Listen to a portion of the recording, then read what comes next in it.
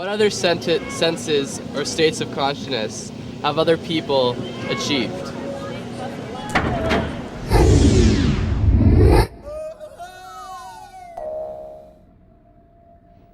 I bet this is the second time you're watching this one.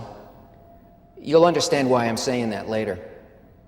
So, what other states are there that others have experienced?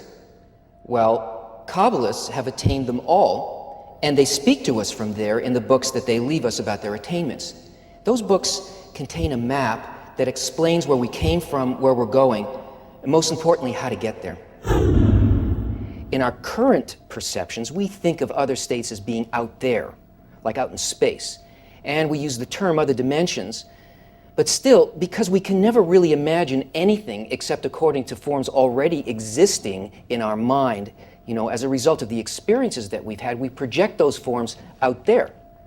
But all those projections aren't out there. They're just an entertaining rehash of our current level of perception. Because we always imagine in terms of time and space. But that's just the stuff of science fiction, and even the limitation of leading-edge science. Quantum physicists already admit openly that they can only describe the boundary of human perception, but they can't penetrate it or escape it. So what other way is there to experience? What do other higher dimensions really mean? Which way's up? Which way's out? Take a look at this thing. You ever seen one of these before? If you haven't, then you should really get out more. If you've never seen one of these things and it looks to you like a random spattering of marks, maybe there's a pattern, but if there is, it's completely abstract, right? Actually, it's not abstract at all. Every mark in the pattern serves a purpose, and the purpose can't be achieved without it. This is a 3D image, and it's encoded into 2 dimensions.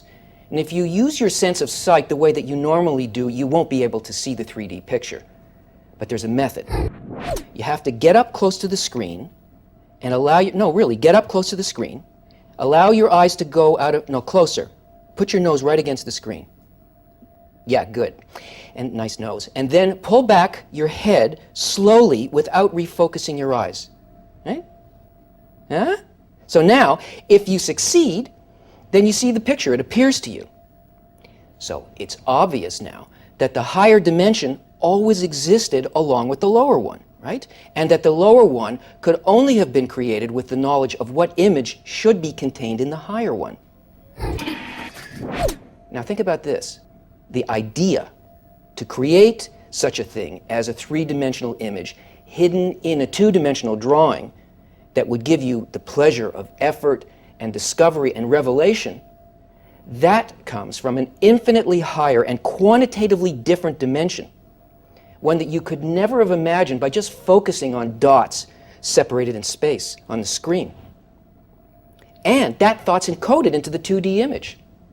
So you see, each higher state is more inclusive, more creative, less material, and more caring and intentional. The Kabbalists who have penetrated the highest state tell us that it is absolute love. Of course, we only get there if we want it enough to learn how to do it. Listen, I've got to go, but if you can't see the picture, then you can always just watch this question try again.